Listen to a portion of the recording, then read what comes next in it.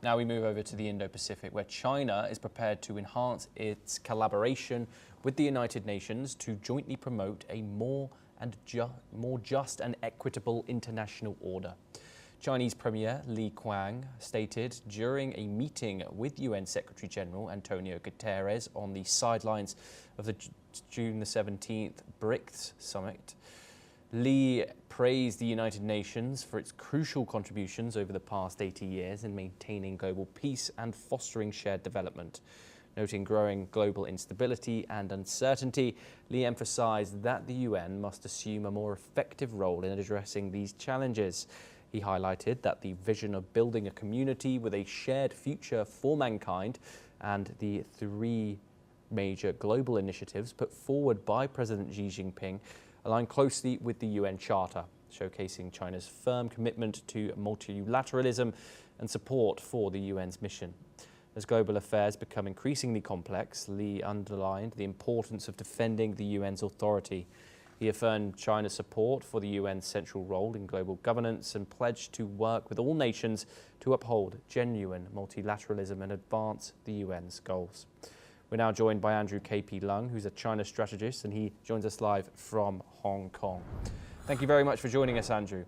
How should we interpret Premier Li Qiang's call for the UN to play a more effective role? Is this a genuine push for reform or an attempt by China to shape global governance more in its favour?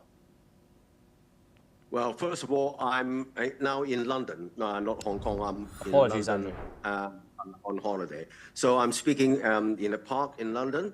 Anyway, referring to your question, let's not forget that President Xi had long time advocated for a fairer and more cooperative world instead of relying on rules of the jungle and shifting towards the interests of a single nation. He has introduced three initiatives rather. The first is the Global Security Initiative. Again, relying on the UN Charter, the sovereignty of a single nation. So the Global Security Initiative suggests that countries should really examine the other side's security concerns, as in the case of, for example, Ukraine, rather than just on the one side of United States or Russia or Ukraine itself. So as to come to some sort of a solution for a crisis, or rather than relying on confrontation.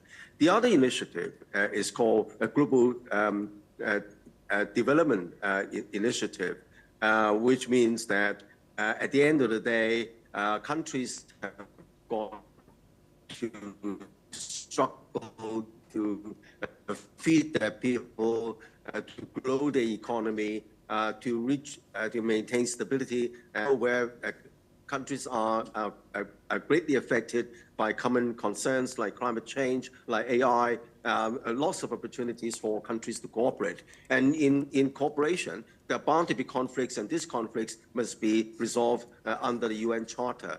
And then the third initiative is called the Global Civilization Initiative, which means that there are so many ideologies and religion and histories around the world, and there are bound to be conflicts. Let's not forget that about the Crusades, for example, in the Middle Ages. Now the modern world cannot afford such a large-scale confrontation between civilizations, because now we are in a nuclear age, we are in a rapidly developing age. So I think that these three initiatives coalesce to the Chinese position of support of reforming the United Nations. And now the United Nations supports has a lot of defects, and then the veto powers. There are 5. They are the relics of the end of the Second World War, but then that each country guards their own interests, because each of these countries has a veto, and then no decision can pass through without all agreeing, and this is almost impossible. So I think that mechanism may need to be modified. Secondly, the only 5 countries holding veto powers ignore the emerging Andrew, I'm countries. so sorry to cut you off. We're having some technical issues with your connection.